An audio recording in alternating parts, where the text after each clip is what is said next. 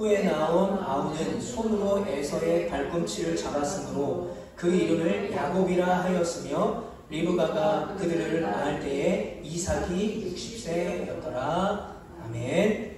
네, 이 시간에는 내 안에 야곱이 있다. 네, 첫 번째 시간이고요. 내 뜻대로 되지 않는 것이 부르심입니다. 라는 말씀의 제목으로 함께 은혜를 나누겠습니다.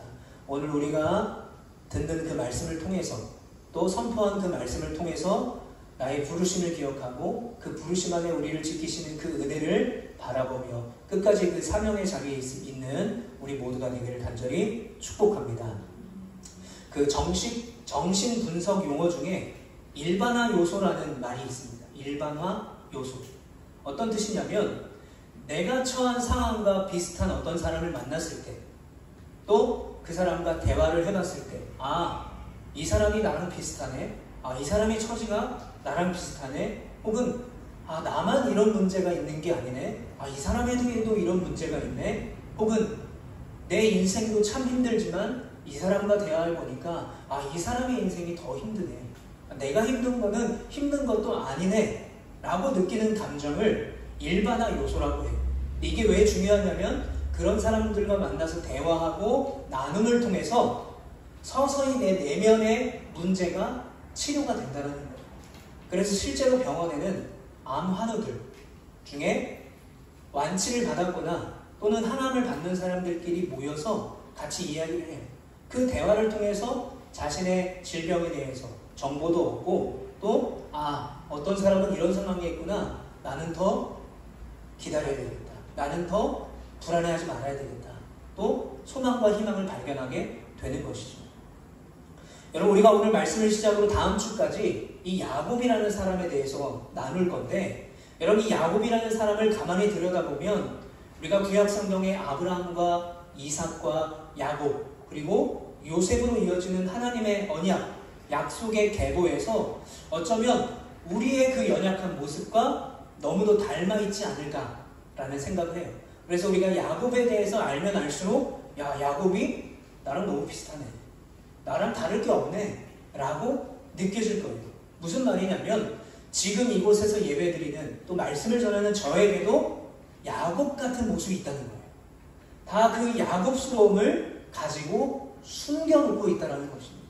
자, 그런데 이렇게 야곱스러움이라는 오명이 붙은 이 야곱의 결말에는 뭐가 있습니까? 하나님께서 아브라함을 통해서 약속하셨던 그 약속을 신실하게 지켜나가실 때에 야곱에게 베풀어 주셨던 하나님의 은혜가 있어요. 절대로 하나님이 야곱을 포기하지 않으셨어요.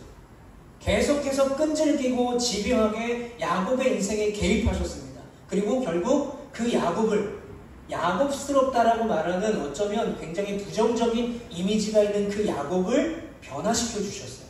그리고 그 야곱을 통해서 그리고 요셉이 나게 했고 그 요셉을 통해서 가나안에서 애굽으로 이어지는 그 과정 속에 하나님은 신실하게 약속을 이행해 주셨다는 거예요.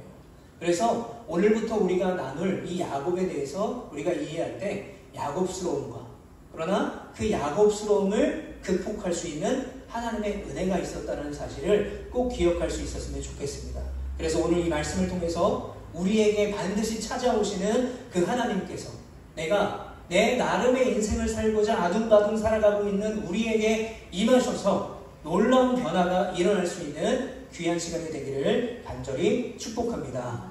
자, 먼저 우리가 이 야곱의 이야기를 하기 전에는 이 야곱의 아버지 이삭과 어머니 리브가의 이야기를 알아야 됩니다. 자, 이삭은요 40살에 이 리브가와 결혼을 했습니다. 자, 40살에 결혼했다라는 것은 지금 이 시대에도 늦은 결혼이죠. 자, 그런데 문제는 결혼을 했는데 20년이 지나도록 아이가 생기지 않았던 거예요. 여러분, 지금도 저출생이다, 굉장히 인구 절벽이다 문제가 많지만 예전에 고대 근동사회, 성경을 배경으로 하는 근동사회에는 자손이 지금보다 훨씬 더 귀했습니다. 특히 대를 이을, 가문의 대를 이을 남자, 아들이 중요했어요. 그런데 20년 동안 임신을 하지 못하는 것입니다. 큰일이 난 것이죠. 자, 그런데 우리가 오늘 본문의 말씀, 그리고 그 성경의 어디를 찾아봐도 이 이삭과 리브가가 20년 동안 아이를 갖기 위해서 뭔가 노력을 했다라든가 어떤 다른 방법을 의지했다라는 말이 나오지 않아요. 제가 전에 이제 제주도에 오기 전에 사역했던 교회가 경주에 있었는데, 이제 경주에 어떤 나름 유명한 한의원이 있었어요. 그런데 제가 거기 교회 사역을 그만두고 제주도에 왔을 때 그 한의원이 완전히 떴어요. 소위 말하는 핫한 그런 한의원이 됐는데, 어떤 영화 감독이 느지막이 임신을 하지 못하다가 이 한의원의 약을 먹고 임신을 했다라는 이 TV 방송을 통해서 많은 사람들이 경주에 있는 한의원을 찾기 시작했어요. 그래서 저기서 진료받기 위해서 뭐 하냐? 노숙을 한대요. 텐트를 치고 거기서 잔다는 거예요. 아침 일찍 진료받고 한약을 지어받기 위해서. 왜 기다릴까요? 아이가 생기지 않으니까. 아이를 갖고 싶으니까 지푸라기라도 잡는 심정으로 간절한 절박한 마음으로 텐트를 치고까지 기다리는 거예요. 자, 그런데 문제는 오늘 본문 속에 이 이삭과 리브가는 적어도 아무것도 하지 않은 것처럼 보여요. 무려 20년 동안. 자, 그런데 왜 이 이삭과 리브가가 20년 동안 아이가 생기지 않는데 어떤 행동도 하지 않았을까라는 이유를 찾아보니까, 가만히 생각해보니까 아버지 아브라함이 떠올랐어요. 그 이삭의 아버지 아브라함. 여러분, 아브라함은 무려 100세 때 아들 이삭을 얻었죠. 그리고 언제 약속을 받았습니까? 75세 때 하나님께서 너에게 자녀를 주겠다라고 약속을 받았어요. 그런데 100세 때 아들을 얻었으니까 몇 년을 기다린 거예요? 25년을 기다린 거예요. 그러니까 25년을 기다림을 통해서 아들 이삭을 얻었죠. 그러니까 아들이었던 이삭은 자기가 어떻게 태어난지 아버지에게 들었을 거 아니에요. 그러니까 그 상황을 알고 있으니까 어쩌면 이삭은 20년이 지났어도 5년이 남았는데 약간의 여유가 있었던 것 같아요. 야, 우리 아빠는 더 기다렸잖아. 더 기다려도 돼. 자, 그런데 시간이 흘러서 막 20년이 넘어가고 있습니다. 그제서야 이삭에게 뭔가 문제가 있다 라고 두려움이 들기 시작하는 거예요. 발등에 불이 떨어집니다. 그래서 기도하기 시작해요.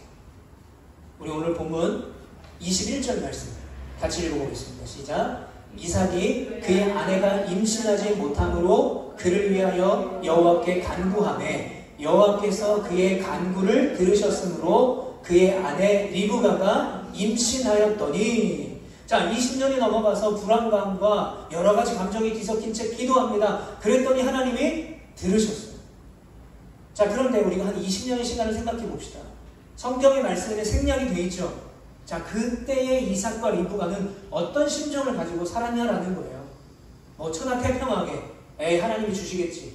처음 몇 년은 그렇게 생각했겠죠. 한 5년과 10년까지는 하나님이 주시겠지 생각했겠죠. 그런데 10년이 넘어가고 15년이 넘어가고 시작하면서 아이가 없는 허전함과 슬픔의 감정을 가지게 됐을 거예요. 이러다가 정말 아이가 생기지 않는 건 아닐까? 이러다가 후대가 생기지 않는 건 아닐까? 라는 걱정과 두려움의 감정이 있었을 거예요. 그리고 그 걱정과 그 두려움의 감정이 여전히 절박하지 않는 자신들의 상황 속에서 두려움과 적대감 같이 나타났을 것입니다. 한편으로는 아버지 아브라함에게도 그렇게 느껴주셨는데 우리에게도 언젠가는 주시겠지 라는 감정과 절박함과 또는 슬픔과 불안함과 여러 가지 감정이 섞인 채 아마도 그 20년을 보냈을 거예요. 그런데 결국 성경에서는 단 몇 줄의 말씀으로 그 20년의 시간을 정리하고 있는 거죠. 여호와께 간구하매 여호와께서 그의 간구를 들으셨다는 말. 끝내버립니다. 자, 결혼한 지 20년이 지나서 이삭의 나이 60세에 리브가가 임신을 하게 되는 것이죠. 여러분, 그런데 우리는 이 20년이라는 시간에 주목할 수 있어야 됩니다. 자, 먼저 이삭의 아버지 아브라함의 경우를 제가 말씀을 드렸는데, 여러분, 이 아브라함의 경우를 보게 되면 아브라함은 하나님의 약속을 받았어요. 그리고 약속을 기다렸죠. 그런데 아브라함의 실패는 뭐가 있냐면 그 기다림을 계속 기다리지 못했어요. 어떻게 합니까? 그 기다림 속에 불안하잖아요.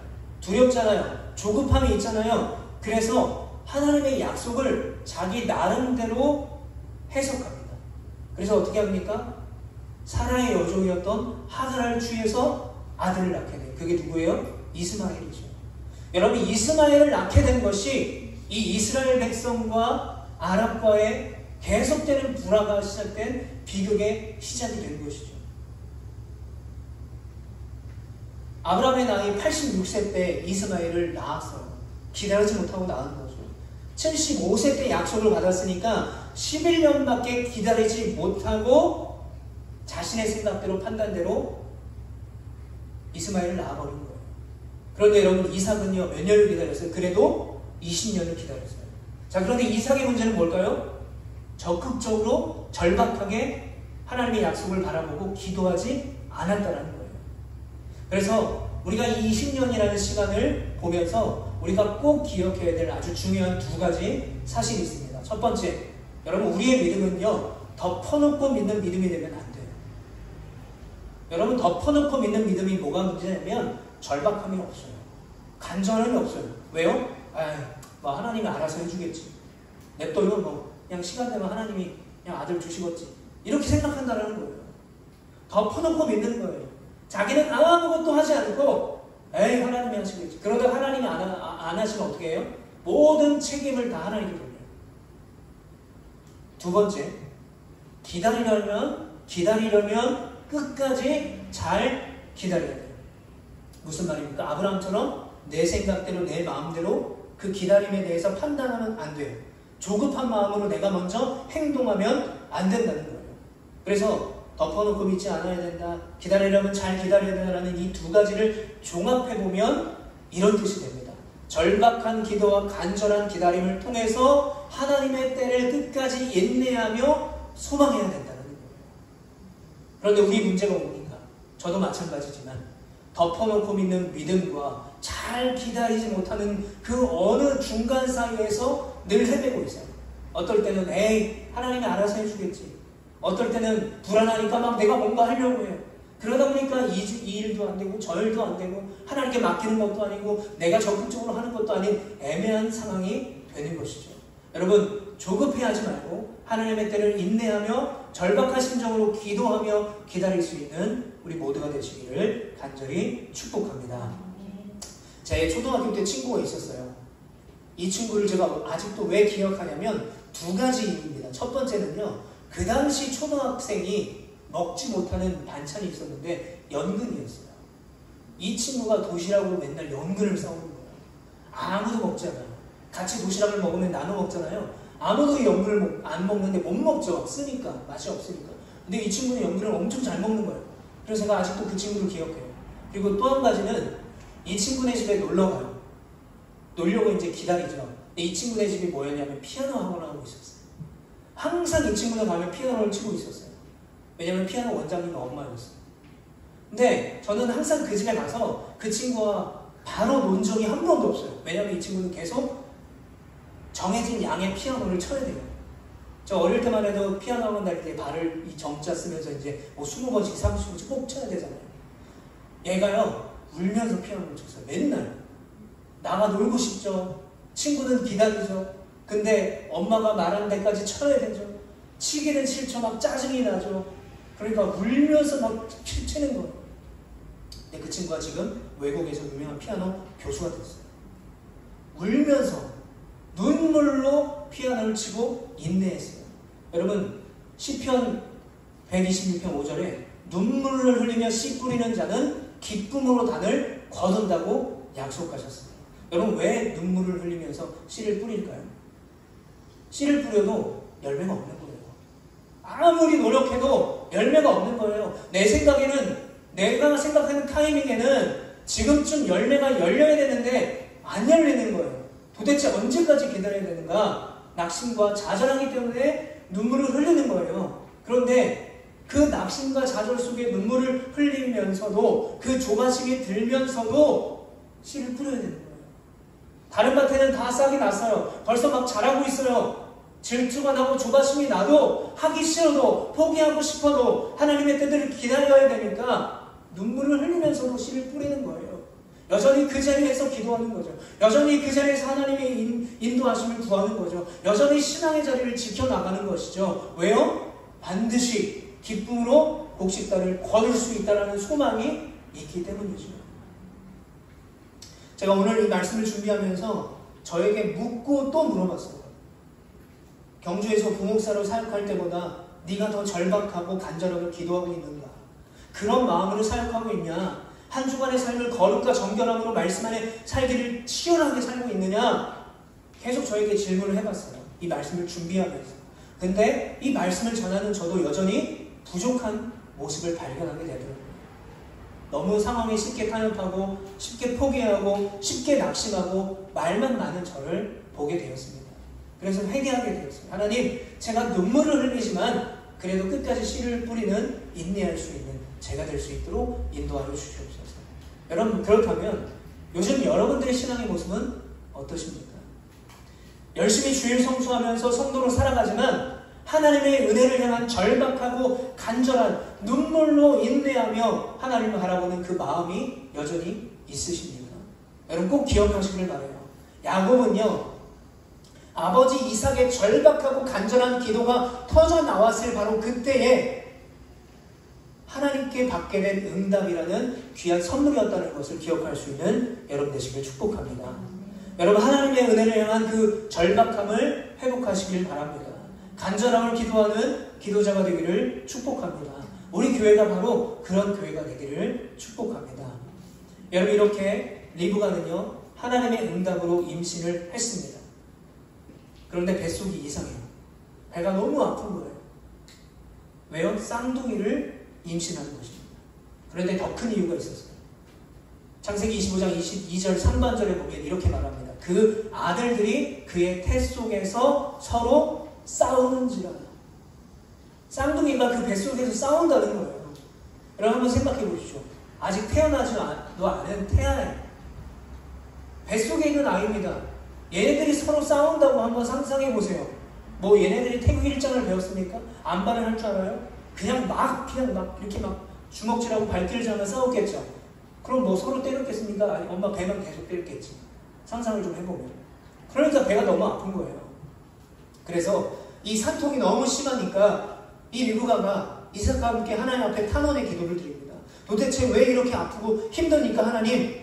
그랬더니 하나님께서 이렇게 말씀하세요.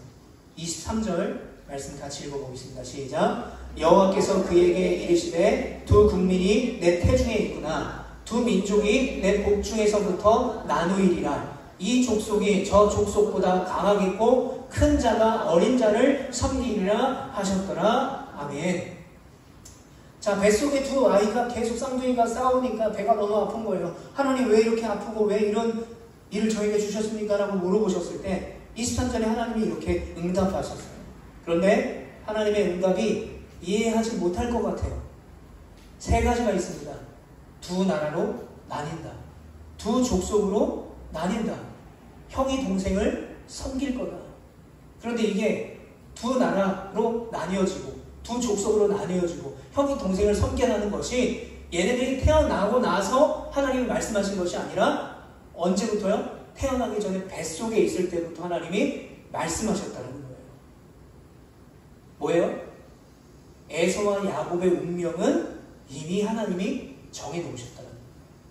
바꿀 수가 없다는 거예요. 아버지인 이삭과 어머니 리브가가 이 쌍둥이가 이렇게 크길 원하고 자라서 이런 사람이 되길 원하고 이 부모의 뜻대로 되는 것이 아니라 이 쌍둥이는 하나님이 주셨기 때문에 하나님이 이미 약속하신 대로 그렇게 될 것이다 라고 말씀하시는 거예요. 여러분, 이것은 하나님의 선택입니다. 그런데 여러분, 형이 동생을 섬긴다라는 말은 이 당시 사회에서는 절대로 이해할 수 없는 거였어요. 왜냐하면 장자권의 축복이 있었기 때문에. 장자에게 모든 축복이 주어지기 때문에. 근데 동생이 장자를 섬긴다는 것은 절대로 이해할 수 없는 거였어요. 그런데 이해할 수 없지만 이게 뭐예요? 하나님의 선택이라는 거예요. 하나님의 절대 주권에 속한 영역이기 때문에 이해하지 못해도 믿어야 되는 것이죠. 자, 우리가 수요 기도회 때 레위기 말씀을 나누잖아요. 레위기 11장에 보면 뭐 정한 음식, 부정한 음식 뭐 여러 가지가 나오는데 어떤 건 먹을 수 있고 어떤 건 먹을 수 없대요. 그러니까 뭐 이방 제사와 우상 숭배에 바쳐진 그런 제물이기 때문에 먹으면 안 된다. 또는 순수성이 결여됐기 때문에 먹으면 안 된다. 여러 가지 이유가 있지만 왜 하나님께서 이건 먹을 수 있고 이건 먹지 못한다라고 나눠놓았을까요? 그건 하나님의 마음이에요. 하나님이 정해놓으신 거예요. 하나님의 주권 아래 있는 것입니다. 하나님이 정해놓은 법이라는 거예요. 자, 이 부분은요 어떻게 이해할 수 있냐면 내가 어떻게 그리스도인이 되었는가를 살펴보면 더 정확하게 이해할 수가 있어요. 내가 그리스도인이 되고 싶어서 되었나요? 내가 교회를 다니고 싶어서 다니게 되었나요? 내가 믿음을 가지고 싶어서 가지게 되었나요? 아니죠. 누군가의 전도를 통해서 또는 부모님이 교회를 다녔기 때문에 또는 내가 어떤 상황과 어떤 사건과 어떤 상황을 통해서 교회를 다니게 된 거잖아요. 내가 선택한 것이 아니라 하나님의 부르심이라는 것입니다. 이것을 우리는 하나님의 주권이라고 불러요. 저 역시 목사가 되고 싶은 마음이 하나도 없었습니다. 어릴 때부터 제 장래 희망은 목사가 아니었어요. 저는 일본에 유학을 가서 영화음악을 하려고 모든 것을 계획했었어요. 그런데 갑자기 질병이 왔고 투석을 하게 됐고 이직을 받게 됐어요. 그럼 모든 과정 속에서 하나님의 주권, 생명은 하나님의 주권이 있구나, 하나님의 인도하심에 순종해야 되겠구나 라는 것을 깨달았습니다. 자, 그래서 바울이 로마서에서 이렇게 말해요. 로마서 9장 10절부터 14절 말씀이 굉장히 긴데 제가 설명을 드리면 선택은 오직 부르신 하나님에게 주권이 있다는 거예요. 내 뜻이 아니라 내 생각이 아니라 내가 하나님을 알게 된 것, 내가 믿게 된 것, 내가 지금 이 상황에서 이렇게 살게 되는 모든 것이 하나님의 부르심과 하나님의 뜻이라는 거예요. 그런데 여기서 사도 바울이 뭐라고 말하냐면 이해할 수 없어도 이해하기 싫어도 하나님의 뜻이기 때문에 하나님 당신은 불공정합니다 라고 말할 수 없다는 거예요. 왜요? 하나님의 완전한 뜻이기 때문이죠. 그런데 바울이 어떻게 이렇게 이야기할 수 있습니까? 우리가 2주 전에 이야기를 나눴죠. 하나님의 부르심에 대해서 바울이 어떻게 하나님을 만났는지. 이 바울은요 자신의 부르심을 이해의 수준에서 생각하지 않았습니다. 이 사도 바울은 자신의 부르심에 대해서 감사함으로 순종함으로 믿었어요. 왜냐하면 이 바울은 부활하신 예수님을 믿는 사람들, 복음을 회방하는 자들, 복음을 믿는 자들을 회방하는 자였잖아요. 그런데 부활하신 예수를 만나서 복음을 전하는 자로 완전히 인생이 바뀌었어요. 그러니까 바울에게 있어서는요 그 전의 삶이 지금 복음을 전한 삶에서 누리는 그 어떤 은혜와 비교했을 때 전혀 생각나지 않을 만큼 아무것도 아니다라는 거죠. 내가 값없이 은혜를 누렸기 때문에 전에 내가 누렸던 그 어떤 것도 소중하지 않다라고 말할 수 있는 거예요.